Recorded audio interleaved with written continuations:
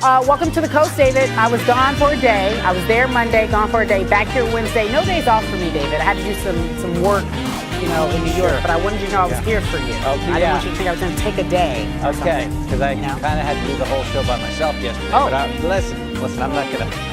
You're not going to bring that up. No. You're not going to bring that up. The first thing in the rundown says the Dallas Cowboys. And I like talking about the Dallas Cowboys, except for this week. This is not a great week to talk about the Dallas Cowboys, if you're a Dallas Cowboys fan. Yeah. It's real good. We got Darren Woodson ready to talk Cowboys. We're talking Cowboys to start the show for the second straight day, Cari. This is tremendous television. Good producing. Who's in charge of that? We got David Rose on that story. So there's been a lot of talk. Do you have a problem with Zeke's lack of effort on a play or two there? Jason Garrett was asked about that. Cowboys have the Monday nighter, so his news conference with the media, instead of Wednesday, it's today, and here's what he said, new on SportsCenter. First action-packed game of the season, but I'm not so confident in saying what I'm going to say next, and we were discussing it in the newsroom here in Los Angeles. Dare I say the Rams are good? I don't know. Can I say that out loud? Hey, they're in first place, right? But what eye test, David? The eye test. What did you think? All I would say is you should cherish this time, wring every ounce of joy you can get out of it, because next week, you know who the Rams have on the schedule? Who? They run into a team called the Dallas Cowboys. What do they do there? So what do they do? It's going to happen next week. We'll have to get a little side bet going, but that's for next week. We got to talk about this week. They're always dogs are loving and they come and they play with you. Right. Cats, they mind their business. They have their own personalities. Might a pet lizard have a personality? I don't know what the upside would be. You wouldn't really want to snuggle with your pet lizard, would you? No, not in any form or fashion. No. I don't know. Maybe you can ask the next expert you have. We have an expert on. Sure. I'm getting cute for you. Meanwhile, can I say something? Oh, we got to get into it. Where's the chicken store? That's the first question. You don't have a chicken store near you? They just racks of chicken right in front there.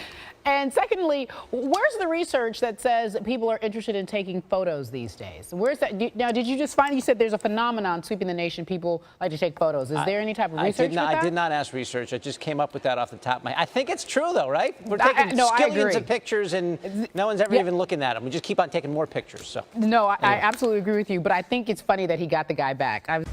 Why is that an explain yourself? I don't know. We throw everything into the explain yourself catch-all, right? Anything that looks kind of cool to us. You didn't pick that video. I okayed that video. I sure did. I really liked that. Did you not? Are you not feeling that? I wasn't. You know how sometimes I say things very, very rarely on the show. You're just like, what are we talking about, Cari? Cari, very rarely you do that to me. Yeah. Very rarely. So you're doing it to me. You're giving it back to me here a little bit.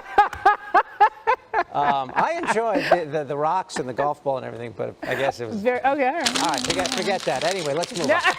Throw it away. All right, David, thank you for that. Former New England Patriots tight end Aaron Hernandez had advanced stages of CTE normally found in a man in his late 60s. The family lawyer, Jose Baez, said this in a news conference on Thursday. Hernandez's brain was released for research following his suicide per the request of his family. A federal lawsuit had been filed Thursday against the NFL, as well as the New England Patriots, on behalf of Hernandez's daughter. Joining us now is Michelle Steele. You're the reporter who covered Hernandez's arrest as well as the conviction. And I know that you most recently spoke with the NFL. What did they say to you? So they won. That's what we're trying to let you know. 2016 WNBA MVP and member of the defending champions, the LA Sparks. Nneka Ogwumike joins us now here in Los Angeles on Coast to Coast. Just before practice, you got practice, you got to go across the street. Yes. So I'm gonna rush through this interview, but not rush through the interview. No worries. This is interesting. Sunday finals again. It's a repeat performance. You got Sparks and Lynx. I would say last year the competition on the court was extremely intense. There was no love lost between these two teams. Is it fair to say that on the court, y'all don't really dig each other? In between the lines.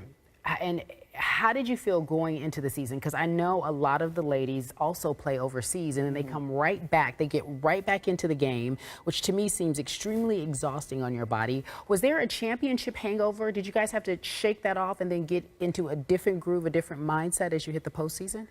I would say, yeah. What are you hearing about what could happen? What's the possible scenario? Look, this is the big gigantic elephant in the room, which is that Paul. And where do you see him going? if he did not sign the extension? LA, of course, coming home. Clippers or like? Speaking of, let's talk about the power index.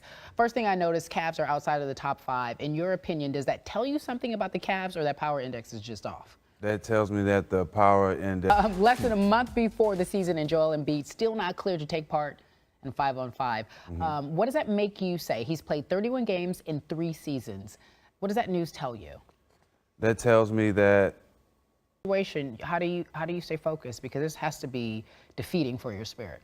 The conversation, which is pretty much dominated a lot of sports, was Kevin Durant apologizing for his Twitter fingers, if you will. Right. And you said that you learned something about Kevin Durant after the situation went down. What was your take? Well, he cares more than he should, for one. That way, or does he have a different? I'm trying to take it from a different perspective instead of piling on. Is there something that says, well, maybe athletes receive so much criticism, maybe it is okay for them to shoot back or try to change the narrative? Because if it came from his verified page, maybe we wouldn't respect it as much. I'm trying to think of his philosophy as to why he would do that. Well, where I'm from. Or do you think other players, more importantly in the NBA or in professional sports in general, do have these fake pages? He may not be the only one. Nah, I'm pretty sure he's not the only one person. All right. Meanwhile, in between time, you want to come back and hang out maybe when you're in LA? Is that question rhetorical? Of course you do. What about the sweater? Of course I do. You look nice. Look at Cari. Look at this sweater. Look at him. Is he in a movie now? Yeah, he got movies. Good. Okay, good for him. I love that you support him, 100%. But we're here, speaking of support, you're doing something that I think is interesting, and Caron Butler, one of my favorites, we love him here. He's helping you do this, and you're announcing it on our air. You have created a new basketball league. Yes. Tell us about it and its purpose. It's called Global Mixed Gender Basketball, and it's of everything. I'm gonna sweep the floor. What? I'm gonna do it all. You know what I mean? Whatever I can do to have that sweat. Of equality. We've never seen anything like it before. Tell me about the 2 teams and who will be on them. Well, the Atlanta Airs is owned by Tiny, so all these teams are owned by celebrities. Just in case you come down to Las Vegas. I can come to Vegas. Let me grab my shirt. I like a nice shirt. The first It pick. matches. The first pick in the 2017. Okay, no, I love that. No, seriously, congratulations. This is huge. So you got your first game in Vegas tomorrow. Folks at home, what can they expect to see if they show up tomorrow? A combination of all things. You know, you're gonna see. I know a guy that was doing it like a smaller level, with just like guys and girls in the gym, and I said, you know what? Wait, so tell me who's participating in the co-ed It's a lot of big names. I'm just telling you. You said Brittany Griner. I'm excited to see that. She might just be on the sideline chilling or something, but we got. There's a lot of turnout. At the end of the day, what do you hope you will accomplish with this new league? I want to show how competitive women know how to play basketball. Wow. So it's a lot of great women that just really, they don't get, they just do. And Caron, you went to UConn, so you've witnessed great women's basketball. Yeah, Coach Gino Auriemma, you know, the best of the best, talented, you know. I've never, okay, ask her. Ask her. All right, so let's talk about other NBA hot topics. One of the big topics is recently, and I don't know how you feel about this. I know you're big on social media, your son is as well. Yeah. It's Kevin Durant and him admitting that he may have a fake Twitter account to respond to the haters. Why? Why admit that? Why even entertain Kevin Durant? Yeah. Please. You know what I'm saying? Just go to the Twitter company and say, man, you know what? Let me be y'all spokesman. Master P, Caron Butler, I'm excited for you guys. I, first of all, want to thank you, especially showing that there is equality out there. And I love that you're going to be there and participate. Again, folks need to go to Global Mixed Gender Basketball. Global Mixed Gender Basketball. And come to the game tomorrow if you want to witness history close up in person. Hey, Duncan, maybe I'll get out there and show you. We need We're the first in the draft. Cari Champion. Queen Cari. Queen Cari. Okay. Queen Cari. I'm ready. She got the New Orleans Gators jersey. I'm ready. I'm about to. I'm done. I'm going out.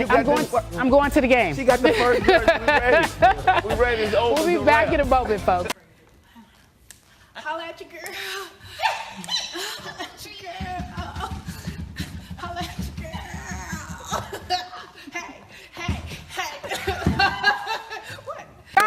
To be kidding me. I think I was conducting an interview at the time, and you're just dancing. David, I'm doing black girl cheer. That's a cheer. I'm going like go, go, go, go, you mighty Lancers, go, go, go. The Lancers? Who are the Lancers? The Culver City Lancers. Michael Blackson inspired black girl cheer. UGLY, you ain't got no alibi, you ugly, you ugly. UGLY, you ain't got no alibi, you ugly, you ugly.